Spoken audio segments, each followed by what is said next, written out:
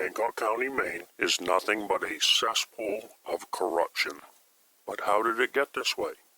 It all started shortly after Michael Povich was elected as district attorney. He, as district attorney, quickly got the reputation of total bias and corruption in Hancock County, Maine. He, as district attorney, was now king of the land, taking payoffs for reduced or non-existent sentences for anyone he knew. This was the new normal in Ellsworth, Maine, and still is to this day. That nearly changed in the early 1980s when a barmaid took a snapshot of Michael Povich and fellow corrupt attorneys Peter Roy and Jeff Toothaker doing cocaine and splitting up money at a local club. This photograph came to haunt Michael Povich until he handed the reins over to Carlotta Bassano as district attorney. So for 20-some years, whosoever possessed the photograph could not get into any legal trouble. This was proven time and time again to the locals. You always knew who had the photos by reading the local corrupted newspaper, the Ellsworth American. So how can a newspaper be corrupt? The Ellsworth American newspaper minimized local corruption coverage while exaggerating poor people's crimes. This newspaper is famous for having articles where there is not one word of truth in it except the names of the people involved. They will simply make up a story.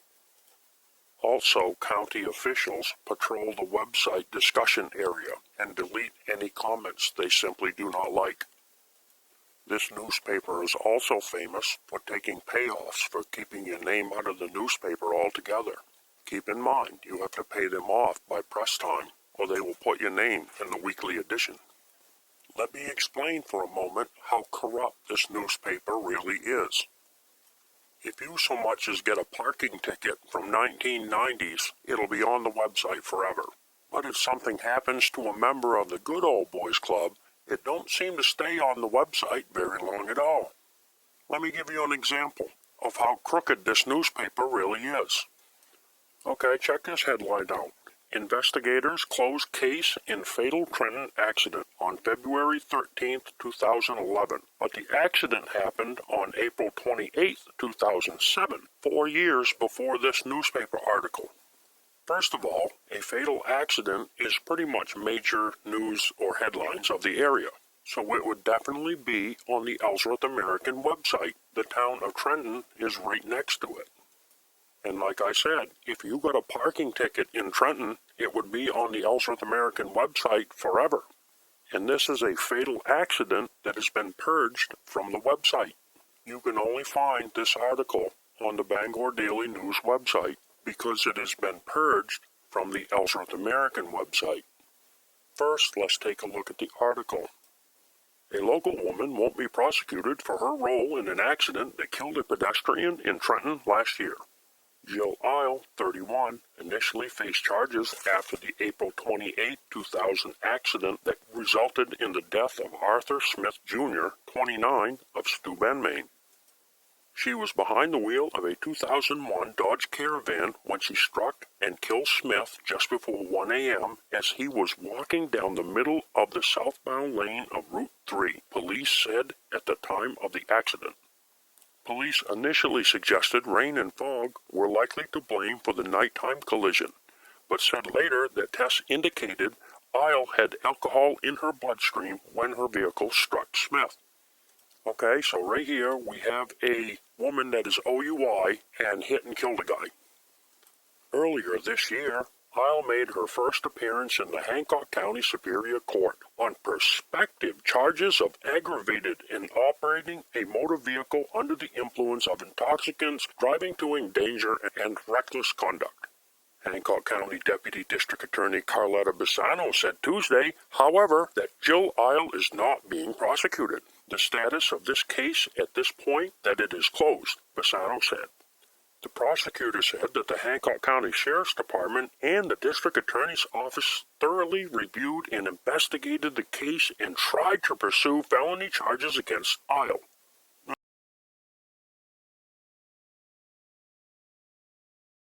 Hey, Bill, what should we do about Jill Isle?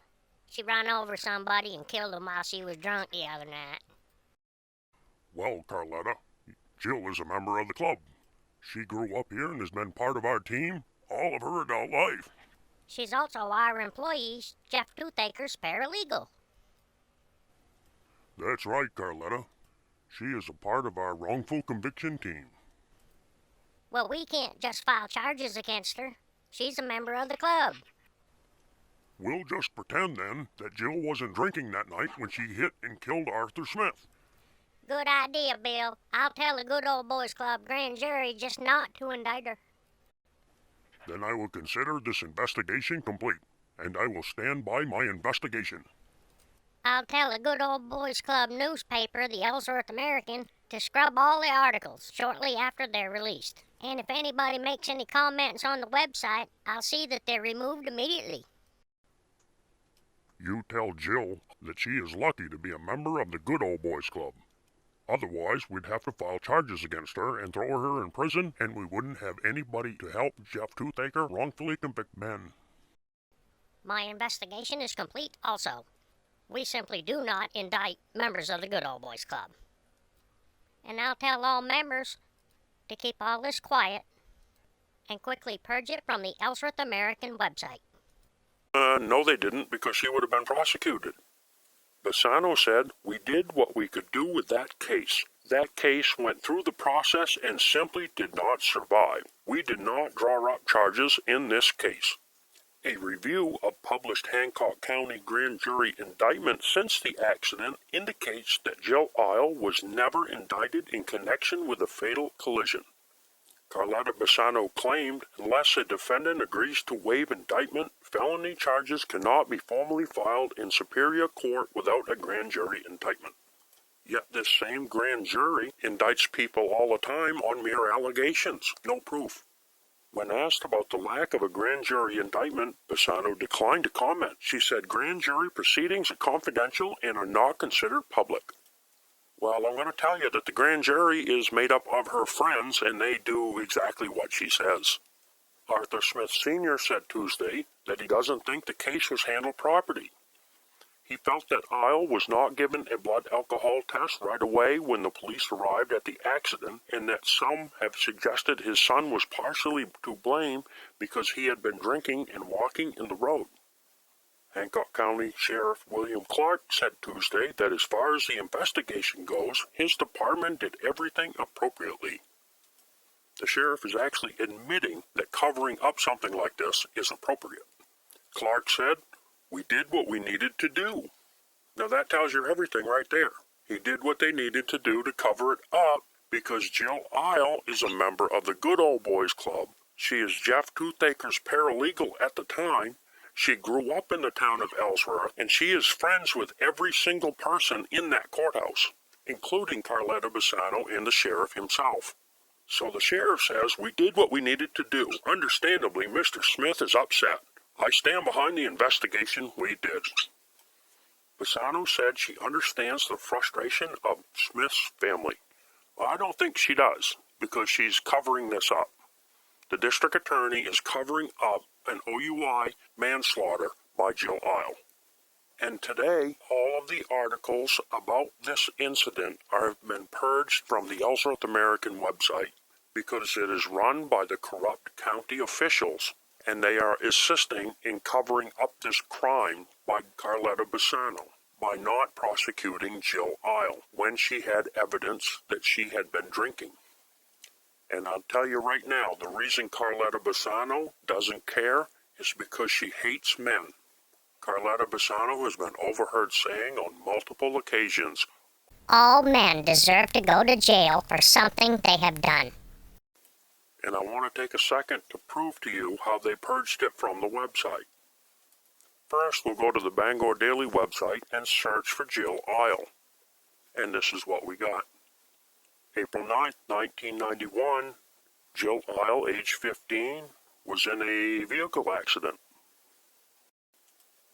The next one is November 20th, 1993, first quarter honor students listed at Ellsworth High School. The next one is dated July 12th, 1994, and shows Jill Isle's name again in the Ellsworth High School scholarships. So Jill Isle has been in Ellsworth all her life. And yet the newspaper articles, yes, there was multiple ones, are all gone from the Ellsworth American website. Now we'll go over to the Ellsworth website and search for Jill Isles' name. And look at what we got. We have one entry, November 27th, 2018, of where she got into an accident. There's absolutely no mention of the fatal accident she was involved of while drinking and hitting this guy. It's all removed from the website. And to prove that, we'll now search for Arthur Smith Jr. And this is what we get. No mention of his name either. Let's try Arthur Smith Sr. And we get yet nothing else. We have one Arthur Smith Sr. on the Ellsworth American website. Let's get more specific. Fatal Trenton accident, April 28, 2007. Let's see if there's any mention of that on the Ellsworth American website. And this is an accident that happened in one town adjacent from the town of Ellsworth itself. Okay, now take a look. And there's nothing. There's no mention of this accident anywhere on the Ellsworth American website.